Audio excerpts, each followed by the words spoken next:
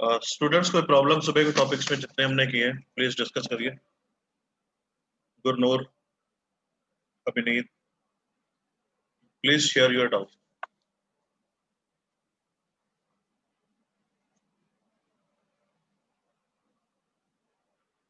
गुरजोत, गुरनीत, गुरलीन, गुरजोत रुपरीत से बात करो। गुरनूर, सार्थक। ये सर जो आपने ये कॉम्प्रिहेंशंस भेजे थे, ओके सर। आप एक केस सॉल्व स्टडी करके बता सकते हो? कॉम्प्रिहेंसिवनेस केस स्टडीज को बोलना है, ये मैं आपको कल की क्लास में बताऊंगा। तो उसको किस तरह से सॉल्व करना है, क्या क्या चीजें आपने जब कंपनी केस स्टडी आएगी तो उसमें क्या चीज आपने नोट करनी है क्या नहीं। मैं थोड़ा वर्क कर रहा हूँ उसके ऊपर, तो ये कल मैं आपको एक्सप्लेन कर दूंगा इसको। ठीक है जी। लेकिन आपने जो किया था ठीक था, वो मैंने चेक किया।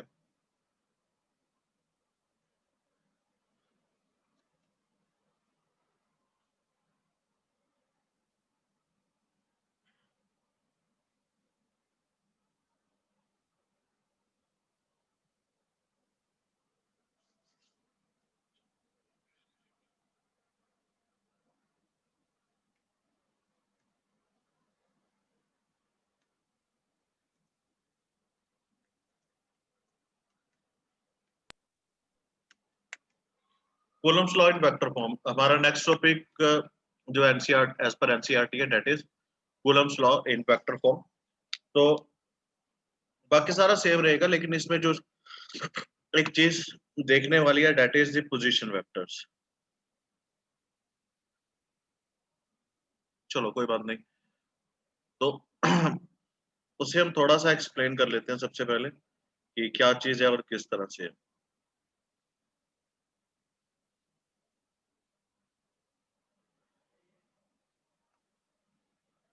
ये मेरे पास एक एक्सिस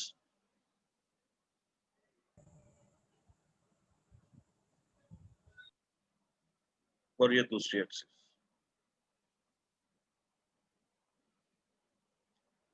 दो charge particle Q1 Q2। here is a हाँ जी, नहीं,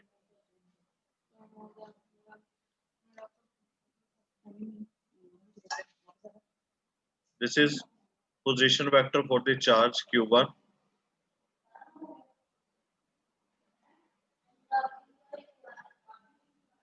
and this is position vector for charge Q2।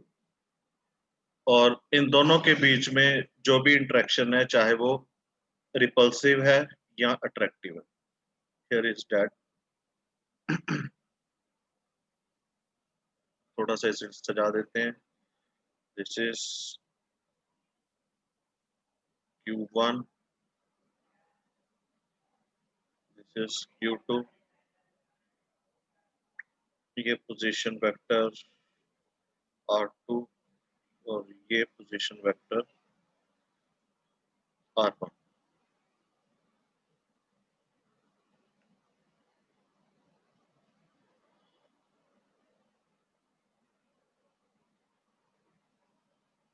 Position vector R1 and position vector R2। अब जब उसने वेक्टर फॉर्म में आपसे पूछ लिया तो आप जो इक्वेशन है हमारे पास, जो इसके स्टैंडर्ड फॉर्म है कूलम्स लॉ की, that is F is equal to K Q1 Q2 divided by R square।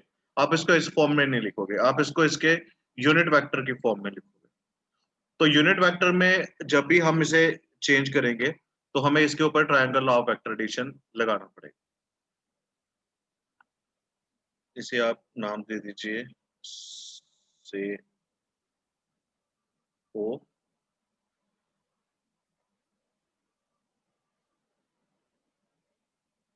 यहाँ पे हमारे पास है ए और इस पोजीशन पे हमारे पास है बी। ठीक है जी।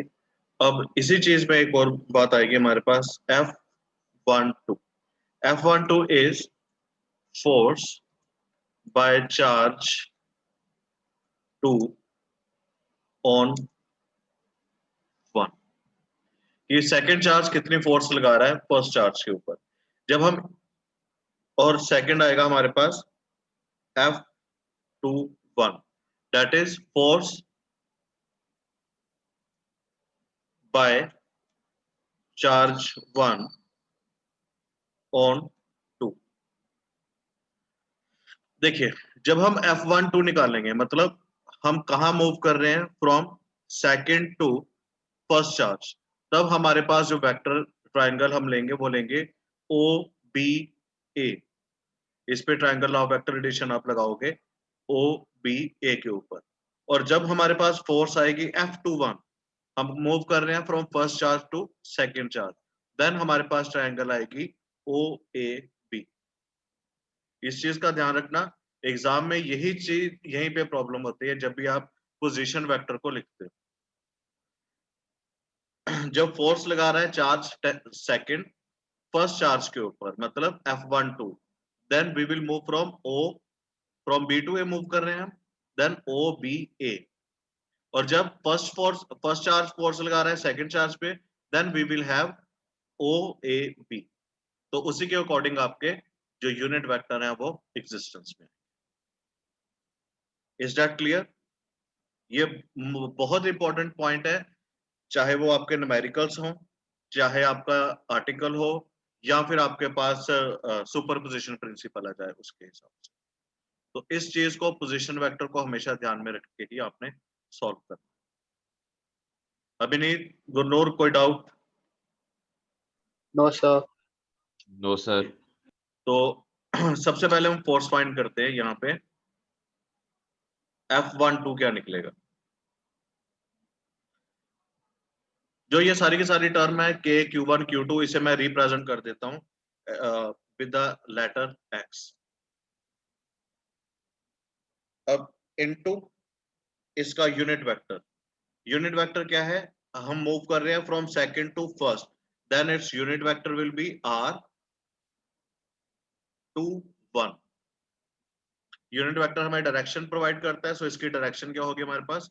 R21। Any doubt? तो इसी R21 की अब हम वैल्यू निकालें। We know unit vector is always equal to vector R21 divided by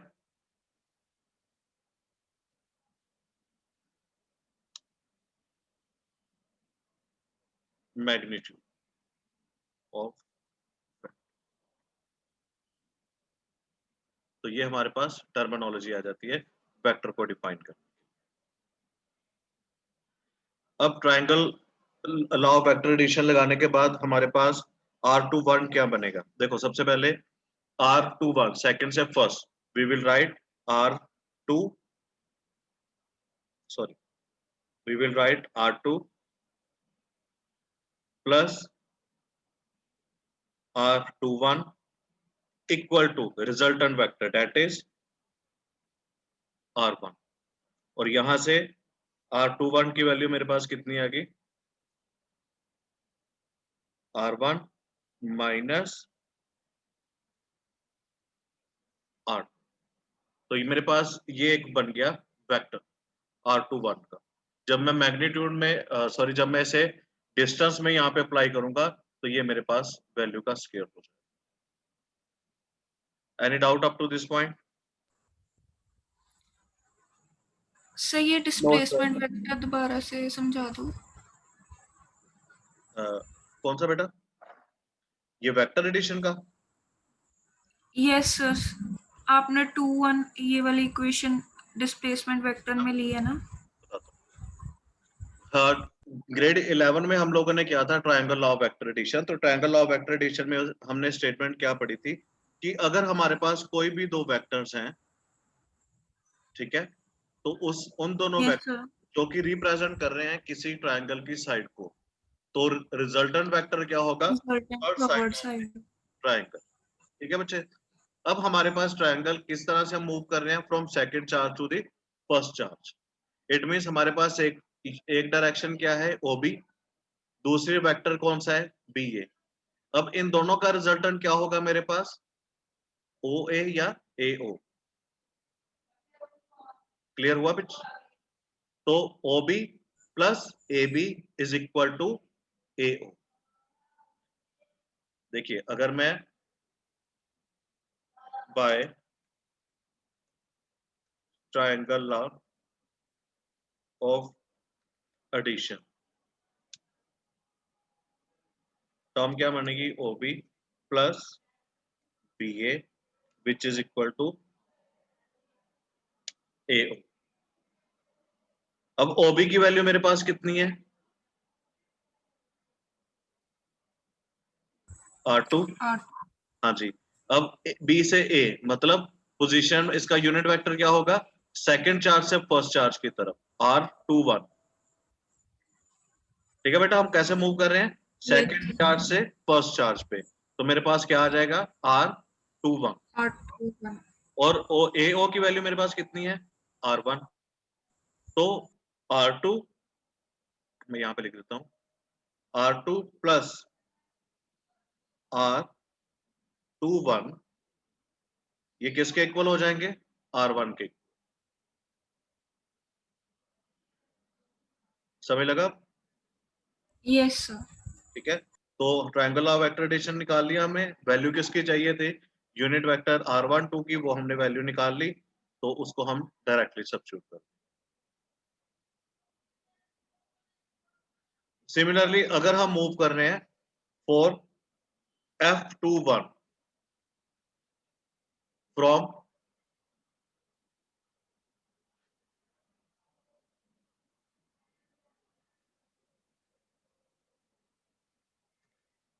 F21, तो हमारे पास अब ट्रायंगल क्या हो जाएगी, OAB, और OAB में OA plus AB equal to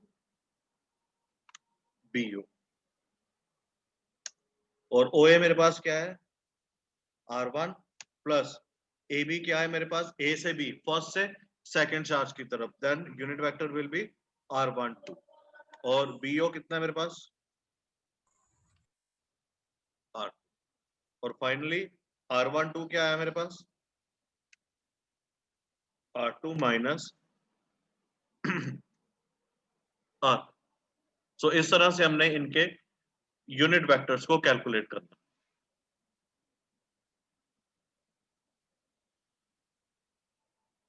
कोई डाउट किसी को, Gurleen, Gurneet? No sir. No sir. तो इसी चीज को आपने इंप्लीमेंट करना है, चाहे वो सुपरपोजिशन प्रिंसिपल आ जाए, चाहे आपसे वो बोले कि यूनिट इलेक्ट्रिक फील्ड कैलकुलेशन की वैल्यू आ जाए आपके पास, या कोई भी चीज आ जाए, आपने हर एक जगह पे triangle law of vector addition apply करके उसके डिस्टेंस का मैग्नीट्यूड निकाल दे, अगर वो आपको कोऑर्डिनेट सिस्टम में गिवन है। और अगर आपको वो एज इट इज गिवन है कोऑर्डिनेट सिस्टम में किस तरह से, कि मान लीजिए we have a charge which is placed with 0 0 and another charge which is placed with 2 0। ठीक है, तो यहां पे आपने कोऑर्डिनेट सिस्टम यूटिलाइज करके वैल्यू फाइंड आउट कर। तो अब इसी वेक्टर फॉर्म को हम अप्लाई करेंगे कूलम्स लॉ में। तो कूलम्स लॉ में मेरे पास, तो कूलम्स लॉ में ये देखिए वही चीज उसने बनाई हुई है, O origin, R1 position vector for first charge, R2 position vector for the second charge, R21 R2 minus R1, और R12 क्या हो जाएगा, R1 minus R2। ये देखिए जैसे लिखा हो। तो इस पॉइंट को आपने अपनी नोटबुक पे नोट करना है। यहां से we define the unit vector, ये मैंने आपको बता दिया, वेक्टर अपॉन इट्स मैग्नीट्यूड। तो F21 है 1/4 pi epsilon not Q1 Q2 R21 square. अब R21 कैप, इसकी वैल्यू हम निकाल लेंगे यूनिट वेक्टर से। इसकी वैल्यू क्या आई थी R21 की, R21 is R2 R2 minus R1, R1 R1. ठीक है, और divided by it's vector, vector क्या है इसका, sorry divided by its magnitude, तो आपने सिंपल इसका मैग्नीट्यूड लगा के इसको डिनोमिनेटर में फिल कर देना। देन जब आप इस जगह के ऊपर फिल करोगे सारी की सारी वैल्यू, आपके पास बन जाएगा 1/4 Q1 Q2। आज इस R2 1 की जगह पे बनेगा आपके पास R2 माइनस R1, और इसकी जगह पे आपके पास बनेगा R2 माइनस R1 मैग्नीट्यूड का होल क्यूब। क्यूब इसलिए क्योंकि पहले से स्क्वायर पड़ा है, एक वेक्टर और एक मैग्नीट्यूड और मल्टीप्लाई हो जाएगा तो वो क्या बन जाएगा, उसका क्यूब रूट। तो आपके पास फाइनल इक्वेशन क्या बन जाएगी, कुछ इसमें गिवन नहीं है,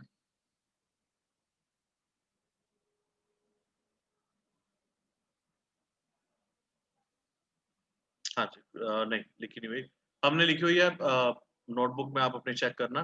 that is F is equal to K Q1 Q2 R2 minus R1 दोनों के ऊपर cap divided by magnitude of R2 minus R1 magnitude और ऊपर क्यूब। तो ये आपके पास आपकी वैल्यू बनेगी। कुछ क्लियर हुआ बच्चों आपको? Yes, sir. हुआ. Yes, sir. So the next is Coulomb's law for electrostatic force between two point charge and Newton's law of gravitation between two stationary point masses. Both have inverse square dependence on the distance between the charges. Compare the strength of these forces by determining the ratio of their magnitude. ठीक है जी। For an electron and proton, तो electron का charge same रहेगा 1.6 into 10 raised to minus 19 and 1.6 into 10 raised to minus 19। तो F is equal to K Q1 Q2 दोनों same है divided by R square, distance भी same है दोनों का।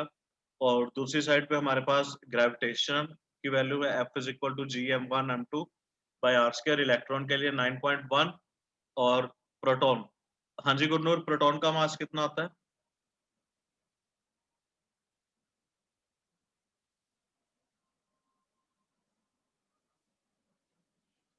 अभिनीत, Yes, sir. Mass of proton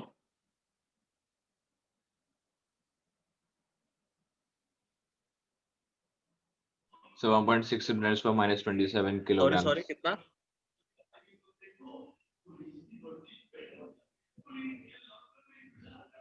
अभिनीत की क्या वैल्यू बोले हमने? Sir, 1.6 into 10 to the power minus 27 kilograms. बिल्कुल नहीं, बिल्कुल भी नहीं। सर आपने पूछा क्या? मास ऑफ प्रोटॉन, प्रोटॉन का मास, Gurjot. So 1.67 into 10 raised to 1 minus 27. नहीं, Gurleen, Sir, plus 1.67 plus into 10 to mass the plus power minus minus. में होता है बेटा, क्या बातें कर रहे हो? Sir, 1.67 into 10 to the नहीं जी power नहीं, minus 27. नहीं जी नहीं, 1 पॉइंट कितना? किसी में कॉन्फिडेंस नहीं है। 1.6. अगर मैं मना भी कर रहा हूँ ना तो मुझे कोई ये नहीं बोल रहा कि सर सामने स्क्रीन पे लिखा हुआ है देखो, सारे चुप करके बैठ रहे हैं। Yes, sir. कॉन्फिडेंस रखो अपने में, स्क्रीन के ऊपर देखो क्या लिखा हुआ है, Yes, sir, लिखा हुआ है। तो फिर वो किसने पढ़ना? मैं इसीलिए बोल रहा हूँ, मैं कम से कम एटलीस्ट चेक तो करूँ आप लोगों का ध्यान कहाँ पे। Very bad. तो मास गिवन है, mass of proton 1.67 into 10 raised to minus 27 and mass of electron is 9.11 into 10 raised to minus 31 kg। तो रेशियो इजीली फाइंड हो जाएगी क्योंकि डिस्टेंस सेम है, आर स्क्वायर से आर स्क्वायर कट जाएगा, 4 pi epsilon की value और बाकी ग्रेविटेशन कांस्टेंट की value. Second is estimate the acceleration of electron and proton due to the electrical force of their mutual interaction. ये part करने वाला है, देखिए इसे पढ़ के देखिए आपको क्लियर हो रहा है कि नहीं हो रहा।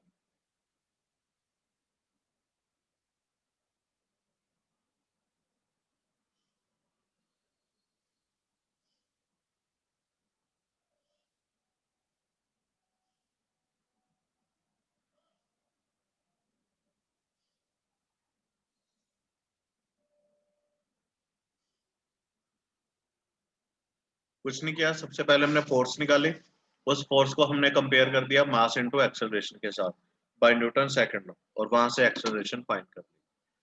तो आप लोगों ने सिर्फ इतना सा काम करना है, अभी अभी करना है। ये बी पार्ट जो है सॉरी इस क्वेश्चन का जो बी पार्ट है उसे आप अपने नोटबुक पे नोट करिए, और साथ में उसका जो सोल्यूशन दिया हुआ है उसे भी नोट करिए। यू हैव 2 मिनट्स ओनली, जल्दी करिए। 7:25 पे मैंने नेक्स्ट न्यूमेरिकल स्टार्ट कर देना आपका।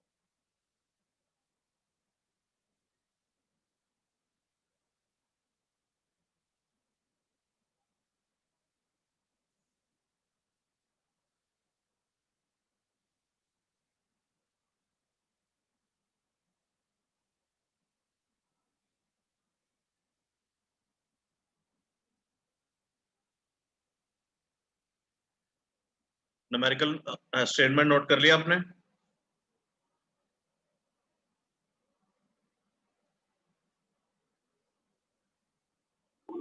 No, sir. जल्दी करिए।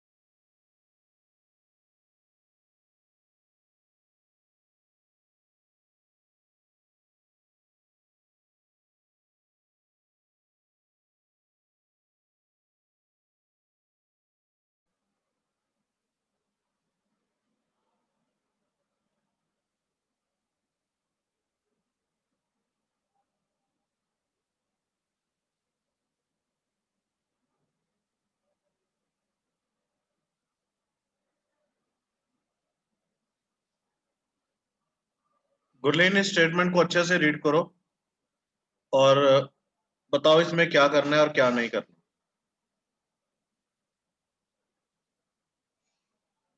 गुरलीन। Yes, sir. हाँ जी, जल्दी करिए।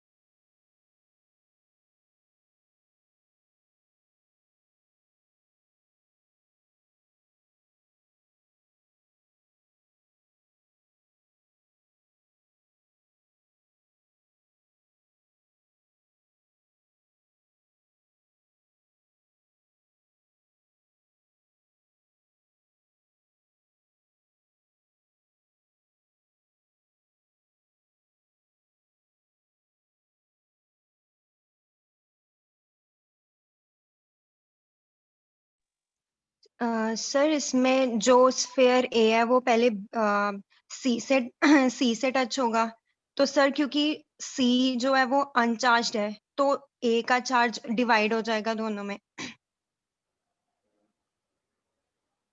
अच्छा, उसके बाद सर ऐसे उसमें होगा जो बी और डी है। फिर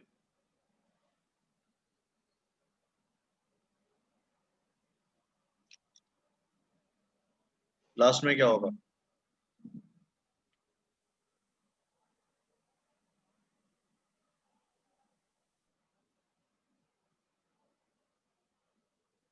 गुरलीन?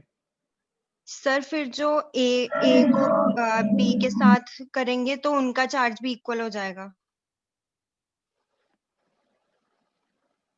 ठीक है।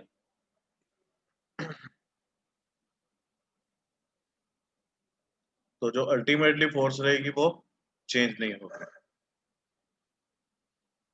अब प्लीज ये सोल्यूशन देख लीजिए, बहुत सिंपल है, क्लियर हो जाएगा आपको। सर फोर्स इसकी गुरनूर अगर एफ के बराबर ही गुरनूर आ अगर जाएगी, कोई डाउट Q1। होना तो बताना। हाँ जी। वही कह रही हूँ सर कि फोर्स सेम रहेगी, उस जो पहले थी उसकी वही होगी।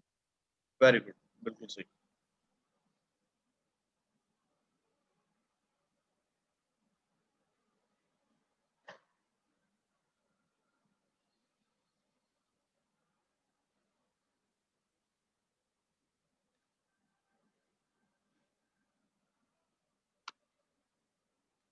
So the next is forces between multiple charges. Multiple charges means जब आपके पास दो या तीन, इससे ज्यादा या काफी ज्यादा नंबर ऑफ चार्जेस आ जाए तो उसे हम बोलते हैं फोर्सेस बिटवीन मल्टीपल चार्जेस। इसका एक जो नाम है that is principle of superposition. This is this experiment और this expression is known as principle of superposition. ये इसकी स्टेटमेंट है, मैं इसे अंडरलाइन कर रहा हूँ, तो अगर पॉसिबल है तो प्लीज आप नोट कर लीजिए, बहुत इंपॉर्टेंट है ये।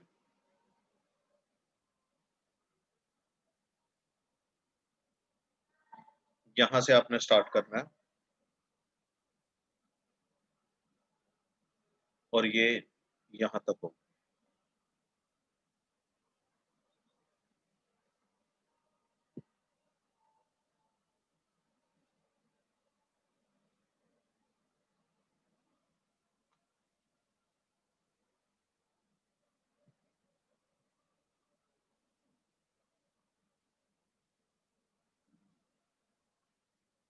जल्दी से नोट करिए इसे। This is the basic definition और the basic principle of superposition. Hello, हाँ जी sir.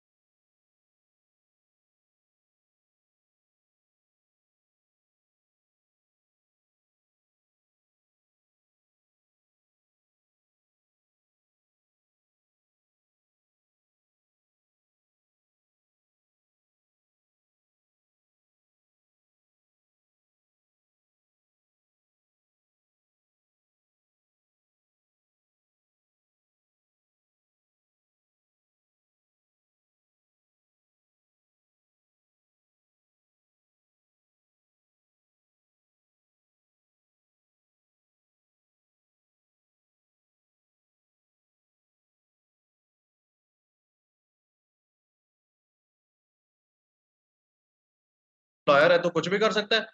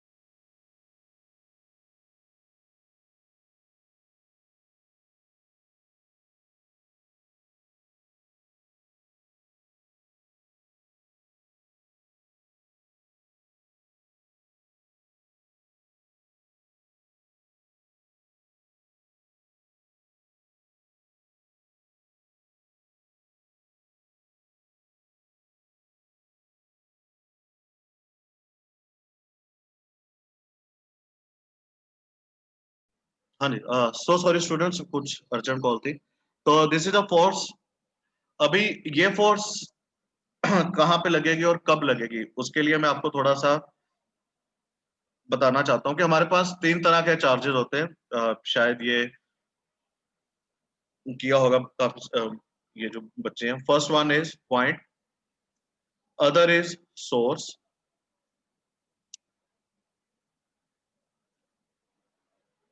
And third one is test. हाँ जी अभिनीत, इन तीनों की डेफिनेशन आप बताइए मुझे। What is point charge, what is source charge and what is test charge?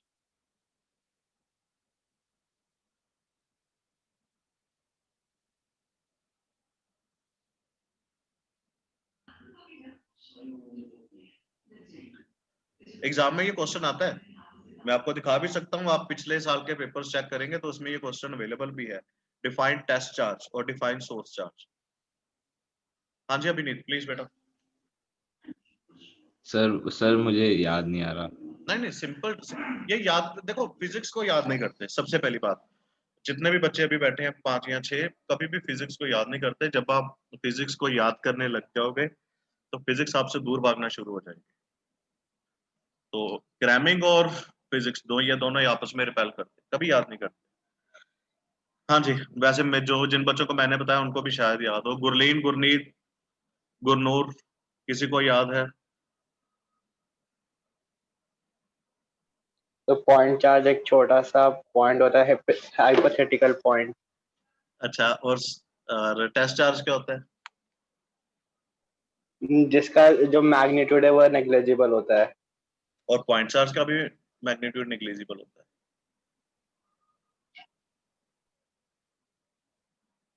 Point charge का मैग्नीट्यूड क्या होता है?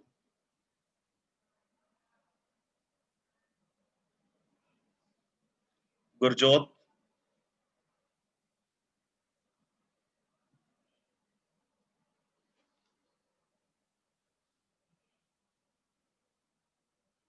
गुरलीन,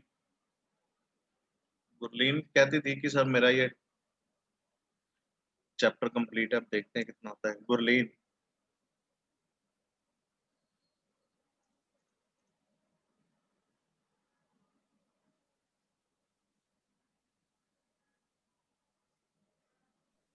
सर पॉइंट चार्ज जो स्मॉल पॉइंट होता है, कंसेंट्रेटेड एट अ पॉइंट। अच्छा, और सर टेस्ट चार्ज अगर कोई फोर्स या फील्ड फाइंड करना हो उसमें यूज होता है।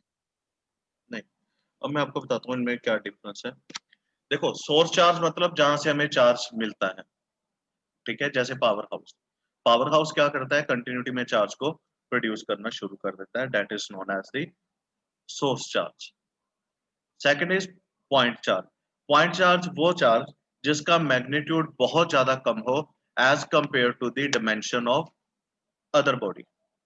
जब हम इसको कंपेयर करते हैं, जैसे पावर हाउस को अगर मैं कंपेयर करूं 0.00001 कूलम के साथ, ठीक है, तो जो नीचे वाला चार्ज है वो क्या होगा मेरे पास, पॉइंट चार्ज। याद रखना ये चीज। Source charge sorry, source charge जहां से चार्ज जनरेट होता है, और अगर हम उसको कंपेयर करें किसी अदर चार्ज के साथ और उसके डिमेंशन बहुत ज्यादा कम हो जाए तो उसे हम नाम देंगे पॉइंट चार्ज। और जिस चार्ज के ऊपर जिस चार्ज के ऊपर हम बाकी सब चार्जेस का इम्पैक्ट फाइंड करें उसे हम नाम देंगे test charge, that is known as test charge. One is point charge, source charge, and other one is the test charge. ये 3 चार्ज है। जैसे आपके घर में कभी भी कोई इलेक्ट्रिशियन आए तो सबसे पहले वो क्या करता है, अपनी पॉकेट में से एक टेस्टर निकालता है। टेस्टर को निकाल के वो इलेक्ट्रिसिटी कंपोनेंट के साथ टच करवाता है और देखता है कि उसमें चार्ज है कि नहीं। यही करता है वो। तो उसके पास जो स्क्रू ड्राइवर होता है या जो टेस्ट चार्ज पिन होती है, चार्ज पिन होती है, वो क्या किस तरह से काम करती है, एज अ टेस्ट चार्ज काम करती है। और जहां से इलेक्ट्रिसिटी हमारे पास आती है वो क्या क्या काम करती है, एज अ सोर्स। और जब हम उसको कंपेयर करते हैं किसी सेल के साथ, जैसे सेल के ऊपर लिखा है 1.5 वोल्ट और पीछे से हमारे घर पे कितना आ रहा है, 220 वोल्ट। अगर इन दोनों को आप कंपेयर करो तो जो सेल बन जाएगा वो हमारे पास क्या बनेगा, एक पॉइंट चार्ज बनेगा। ठीक, फिर से सुनो, टेस्ट चार्ज के ऊपर हम बाकी सारे चार्जेस का इम्पैक्ट फाइंड करते हैं कि अगर एक टेस्ट चार्ज Q1 है, उसके साथ दूसरा टेस्ट चार्ज Q2 पड़ा है, तो Q2 का कितना इम्पैक्ट है Q1 के ऊपर। तो Q1 मेरे पास क्या होगा, एक टेस्ट चार्ज, और Q2 मेरे पास क्या होगा, एक सोर्स चार्ज, जब तक उससे बड़ा कोई दूसरा चार्ज नहीं आ जाता तब तक। Is that clear? yes sir. Yes, अभी sir. अभिनीत, कुछ समय लगा बेटा? अभिनीत, अभिनीत चला गया? चलिए, so that is known as the charges. आपने ग्रेड 11 में भी किया होगा गुरनूर, आपको शायद याद हो कि उसमें पॉइंट बॉडी जो थी आप लोगों ने स्टडी की होगी। जब आपने motion in one dimension chapter किया तो उसमें हम क्या लिखते हैं, क्या पढ़ते हैं कि जब कोई भी एक कार है तो वो कार थाउजेंड्स किलोमीटर का डिस्टेंस कवर करती है, लेकिन अगर हम उस कार के डायमेंशंस को कंपेयर करें उस डिस्टेंस के साथ तो उसके डायमेंशंस बहुत कम रहते हैं। तो so the car is known as point object. शायद आपने ये पढ़ा हो। सॉरी। तो उसी तरह से जब हम एक सोर्स चार्ज के सामने किसी एक चार्ज के डायमेंशंस को कंपेयर करते हैं और उसके डायमेंशंस कम हो जाते हैं, उसे हम नाम देते हैं point charge.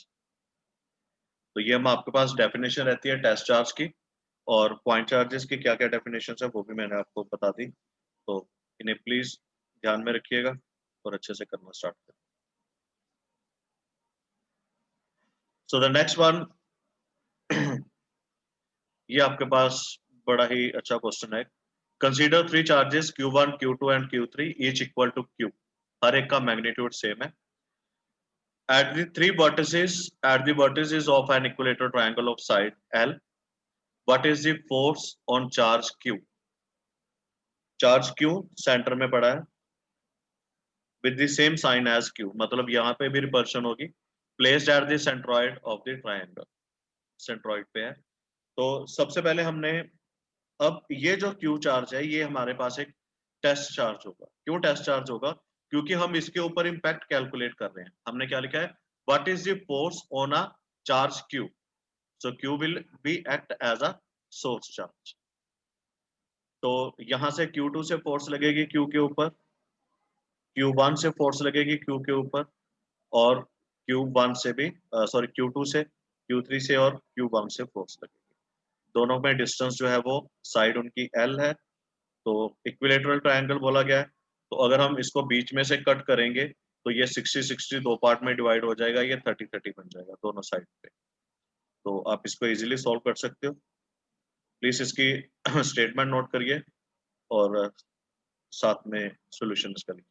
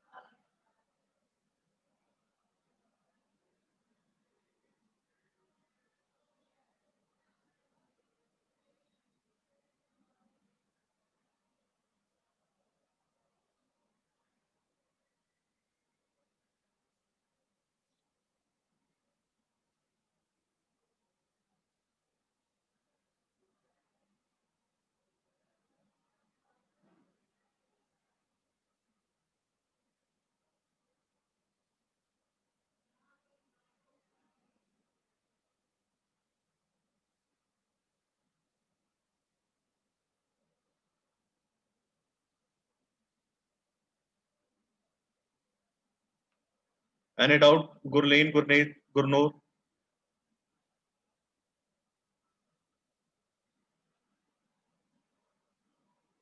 No, sir. No, sir. Next example भी देख लें क्या है कि consider the charges Q, Q and minus Q। अब अगर पॉजिटिव चार्ज हो तो डायरेक्शन आउटवर्ड रहेगी और अगर नेगेटिव चार्ज हो तो डायरेक्शन जो है वो इनवर्ड हो जाएगी। ये आप लोगों ने ध्यान रखना है जब भी आप इस तरह को कोई क्वेश्चन करो। तो consider 3 charges Q, Q and minus Q placed at the vertices of an equilateral triangle as shown. What is the force on each charge? अब each charge का मतलब क्या है कि हमने क्या निकालना है। अगर हम F1 की बात करें तो F1 1 के ऊपर 2, 1 के ऊपर 3, उसी तरह से 2 के ऊपर 1, 2 के ऊपर 3, 3 के ऊपर 1, 3 के ऊपर 2, ये सारी की सारी फोर्सेस हमने निकाल ली। बहुत सिंपल क्वेश्चन है। अभी जो हमने डायरेक्ट एक्सप्रेशन किया है वहां से ये बहुत इजीली सॉल्व हो जाए, तो प्लीज ट्राई करिए इसे।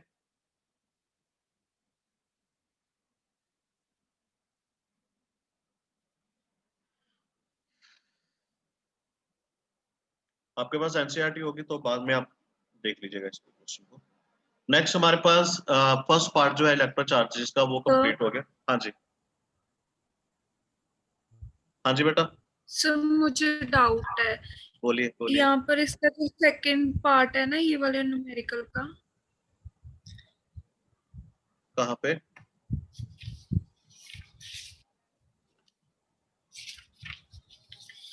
सर उन्होंने फोर्सेस जब ऐड किए हैं तो जीरो के नेट फोर्स जीरो की हुई है, तो हमें इनके बीच एंगल कैसे पता चलेगा? क्योंकि ये देखिए ना रिजल्टेंट फोर्स Q1, Q2 और Q3 तीनों पे अलग अलग डायरेक्शन में है।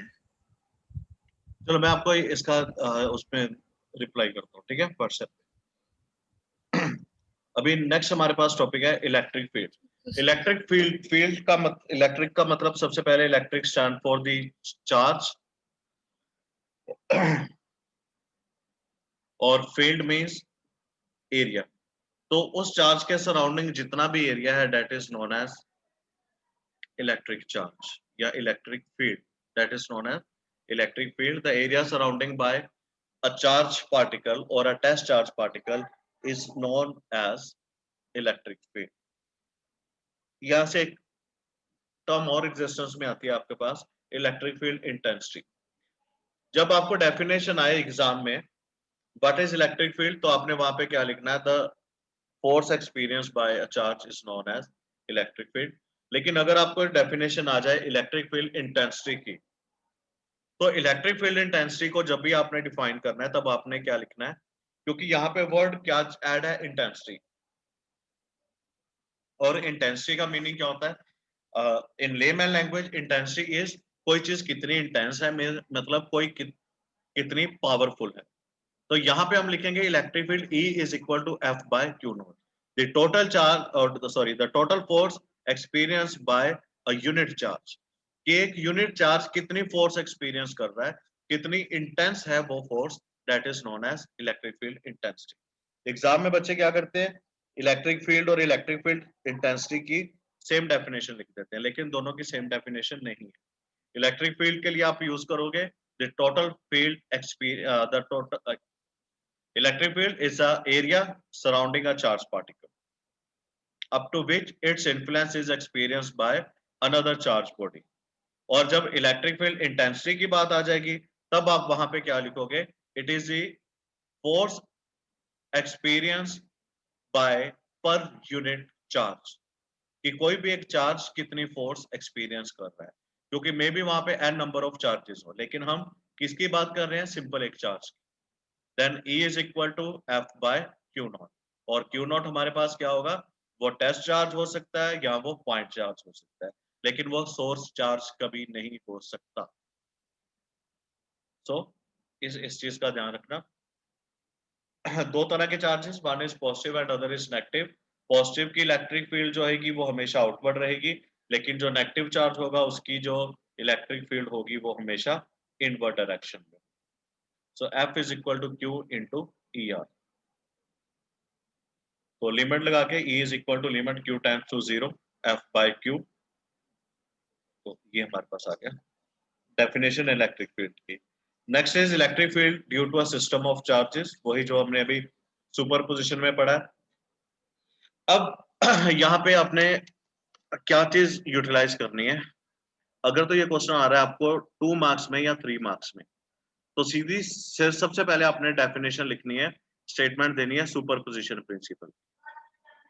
सुपरपोजिशन प्रिंसिपल की स्टेटमेंट लिखने के बाद आप वहां पे लिखोगे the net force experience by a charge particle. मैं लिख के बता रहा हूं आपको, प्लीज इसे नोट करिए। So the net force experience, that is F is equal to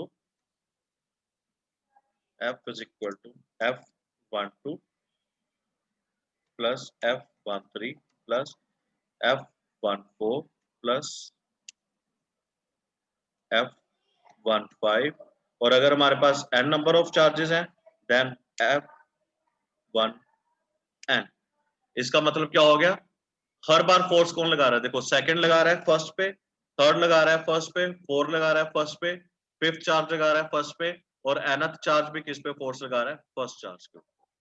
तो इलेक्ट्रिक फील्ड हमारे पास क्या आएगी by definition, E is equal to F divided by जो भी आपके पास टेस्ट चार्ज है, दैट इज Q1। तो इलेक्ट्रिक फील्ड क्या बन जाएगी, अगर मैं इसको सिंपल डेफिनेशन में आपको लिख के दूं, then it is K in terms of charge particle and permittivity, K is equal to Q2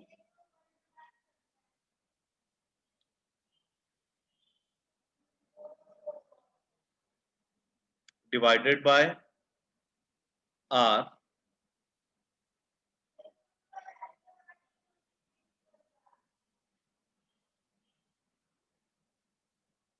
to 1 plus K Q3 divided by R 3 1 plus K Q4 divided by R 4 1, और ये कब तक चलेगा, up to K Qn divided by R n1, यहां तक। So this is about the electric field कि किस तरह से हमने फाइंड करनी है।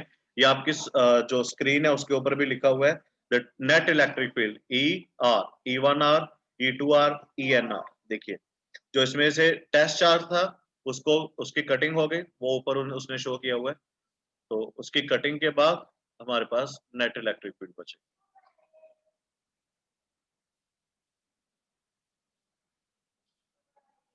So this is how you have to write in the exams. अभिनीत और गुरनूर को बहुत इसमें मेहनत करनी पड़ेगी, क्योंकि एक्सप्रेशन सीबीएसई सिर्फ एक्सप्रेशन देखती है, वो आपकी नॉलेज को किसी और भी तरह से मेजर नहीं कर पाती, क्योंकि आप लोगों को पिछले 2 साल से लिखने की आदत नहीं है, और सेकेंडली आप और वो डॉट्स लगाने आपको ज्यादा इजी रखते हैं, तो ये आपको करना पड़ेगा। ये सारे का सारा किस तरह से, इसके लिए मैं आपको इस चैप्टर जब यूनिट कंप्लीट हो जाएगा इसके नोट्स प्रोवाइड करूंगा, तो आप उसे एक बार देख लीजिए। Any doubts with this electric field में, कोई डाउट? सुपरपोजिशन क्लियर है? yes sir।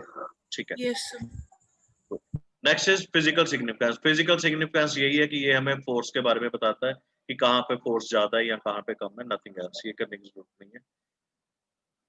An electron fall through a distance 1.5 centimeter in uniform electric field। Electric field का मैग्नीट्यूड आपके पास गिवन है, डायरेक्शन भी गिवन है आपको, आपने टाइम कैलकुलेट करना है। तो सबसे पहले एक्सेलरेशन, एक्सेलरेशन से s is equal to ut plus half at square लगा के वहां से आप t निकाल सकते हैं बहुत इजीली, क्योंकि u इनिशियली रेस्ट पे था तो u 0 हो जाएगा, डायरेक्ट फॉर्मूला आप इंप्लीमेंट कर सकते हैं। एक बार इसे रीड कर लीजिए सब बच्चे, then we will move to next one.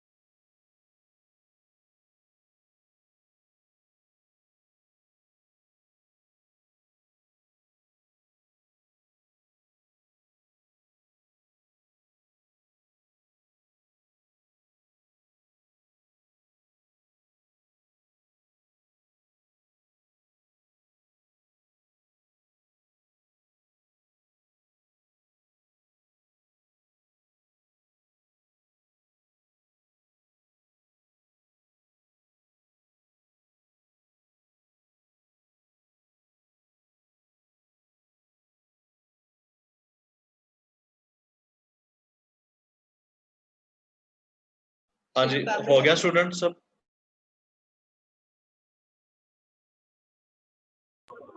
Yes, No, sir. Yes, sir.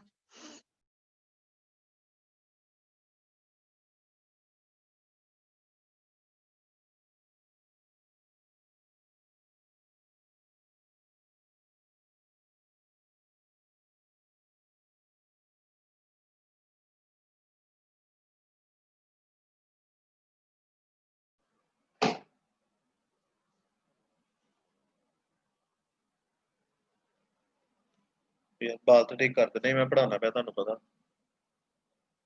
बच्चे ने कहना चलिए 2 point charges q1 and q2 of magnitude this and this are placed 0.1 meter apart. Calculate the electric field at point A, B and C. हाँ जी, मुझे नहीं लगता कोई difficulty होगी इस टॉपिक है, तो बताइए। गुरलीन, गुरनीत, गुरजोत प्लीज, अगर कोई डिफिकल्टी लगती है इस टॉपिक, इस न्यूमेरिकल में, तो बताओ मुझे। no, sir. हो जाएगा? Yes, sir. Yes, sir. Gurneet नहीं बोल रही। गुरनीत सो गए अभी? No, sir. ठीक है, तो ध्यान दो बच्चे।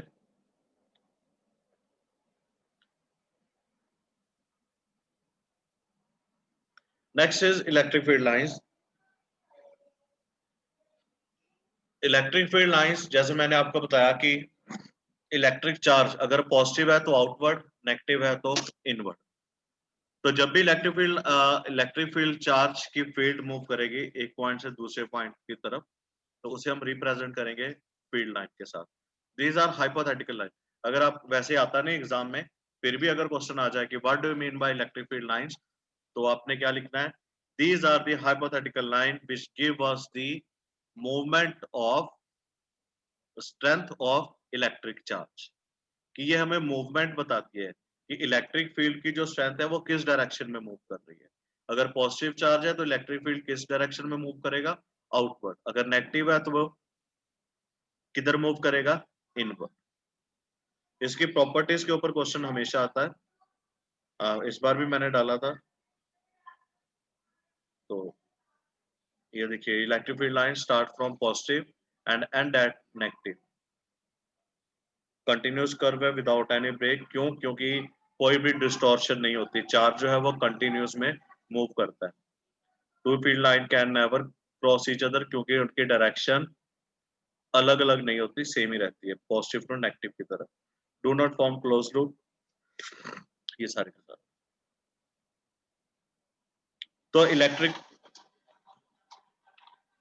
इलेक्ट्रिक फ्लक्स से पहले ये जो आपका इलेक्ट्रिक फील्ड लाइन तक का है, इसे आपने एक बार स्टडी जरूर करना है। हेलो, इसे आपने स्टडी जरूर करना है कि क्या लिखा हुआ है इन्होंने और हमें किस तरह से रिप्रेजेंट करना है। और हाँ, एक चीज ये साइड पे देखिए, एग्जाम में आपको क्वेश्चन इसी तरह से आएगा। Draw electric field line when Q is greater than 0, मतलब charge positive, Q is less than 0 when charge is negative, for two similar charges, चाहे वो नेगेटिव हो चाहे वो पॉजिटिव हो, आपने इस तरह से उसे ड्रॉ करना है। और उसके बाद अगर पॉजिटिव और नेगेटिव दो चार्जेस है, then electric field line move from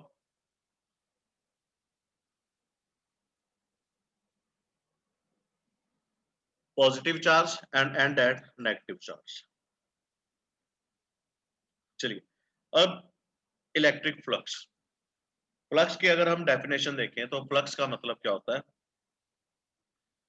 जब हम किसी एक पॉइंट से बार बार पास आउट होते हैं, that is known as flux. अब ये हमारे पास सिंपल लैंग्वेज में फ्लक्स फ्लक्स की डेफिनेशन, अगर कोई आपसे पूछे तो फ्लक्स क्या है, तो उसी तरह से जब इलेक्ट्रिक फील्ड लाइन कंटिन्यूटी में किसी एक पॉइंट में से पास आउट होती है, तो उसे हम नाम देते हैं इलेक्ट्रिक फ्लक्स।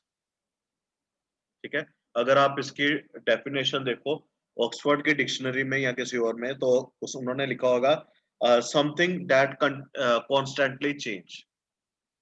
कॉन्स्टेंटली चेंज मतलब ये आई पास की, एक आई पास की, आई पास की, तो ये कंटिन्यूटी में चेंज हो रही। सो वहां से फ्लक्स बना।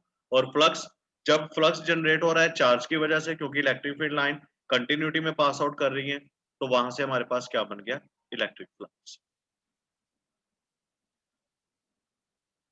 So electric flux when a number of electric field lines that passes through from a particular point, जैसे ये देखिए आपके सामने from a particular point, that is known as electric flux। और इलेक्ट्रिक फ्लक्स जो है वो डिपेंड करता है एरिया के ऊपर। तो इसकी अगर आपको हमें शॉक रिप्रेजेंट करना पड़े तो हम इसे रिप्रेजेंट करते हैं विद डेल्टा फाई, ये equation 1.11, delta phi means change in flux is equal to E dot delta S। delta S is the surface area, कितना surface area एलिमेंट है हमारे पास, और ये हमेशा क्लोज सरफेस में रहेगा। ओपन सरफेस में फ्लक्स की डेफिनेशन जो है वो पूरी तरह से क्या कह लो कि एग्जिस्ट नहीं करती, रिलायबल नहीं है पूरी तरह से, तो डेल्टा हमेशा क्लोज सरफेस के लिए होगा।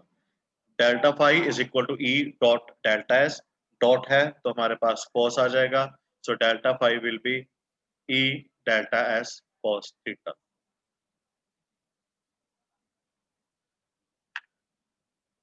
और डेल्टा जो कॉस थीटा एंगल होगा वो एरिया वेक्टर का एंगल होगा, ये चीज याद रखिएगा।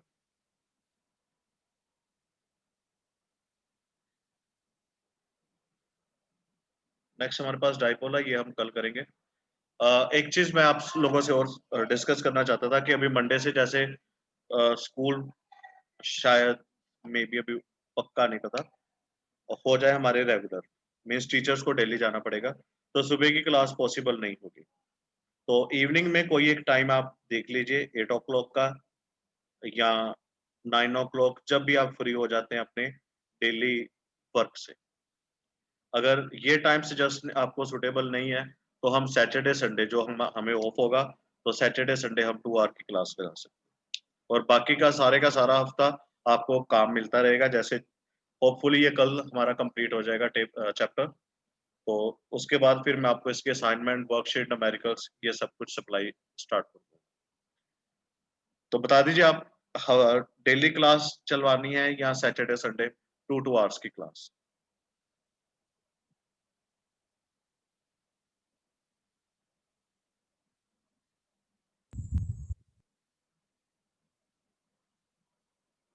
बोलो भाई कुछ। जी सर, बता देंगे थोड़ा डिस्कशन करके। डिस्कशन ही बड़ी करते हो आप लोग यार, डिस्कशन मोदी अरे साहब की सर, तरह, मोदी साहब सर की फिर तरह करते हो। सर सैटरडे संडे तो सबकी सहमति चाहिए ना, एक बच्चा थोड़ी हाँ, सहमति तो बेटा सबकी इसी में होगी कि पढ़ना ही ना पड़े, तो फिर पढ़ाना थोड़ा छोड़ देना है। सर नहीं ऐसे नहीं नहीं सर, ऐसे नहीं है। हाँ?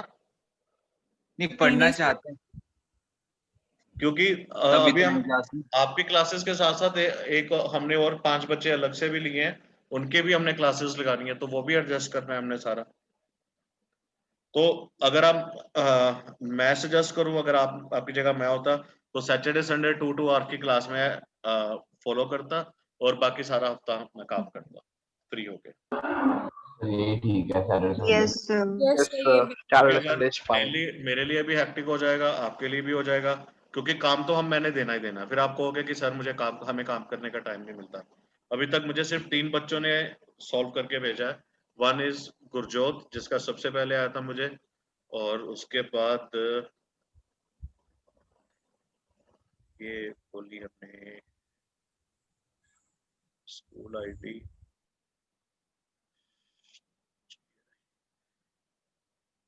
हाँ जी, गुरजोत, गुरनीत, रुपरीत, एक एम के करके किसकी आईडी, गुरलीन को, यस हाँ जी, सिर्फ 4 बच्चों का। और गुरनूर ने भी नहीं भेजा। गुरनूर मैं तेरे घर पे कॉल करूंगा फिर। तो भेज दूंगा अभी। और ना अभिनीत ने भेजा। सार्थक तो चलो बच्चा आया ही हमारा लेट है 12 मिनट के लिए। अरे नहीं सर, वो पता नहीं था क्लास है। हाँ पता नहीं था, फ्लिपकार्ट सेल देख रहा होगा तो बेटा, नहीं सर, मैं बाहर था करके। कि क्या लेके जाना है फौरन साथ में। नहीं नहीं सर, चलो तो जो कुछ भी है इसमें वो आप देख लीजिएगा एक बार, अगर फिर भी कोई डाउट हो तो बताना मुझे, ठीक है? तो कल की क्लास में अभी देख के रिकॉर्डिंग पोस्ट कर देना, हाँ इसकी रिकॉर्डिंग पोस्ट कर देना है ना अभी। हाँ मैं कर देता हूँ। चलो कल की क्लास में डाल देता हूँ कि कितने बजे होगी सुबह, तो उसके अकॉर्डिंगली फिर हम, ठीक है जी। Thank you very much, good night. Good night. Thank you, thank you sir. Sir. Yes, sir. Thank you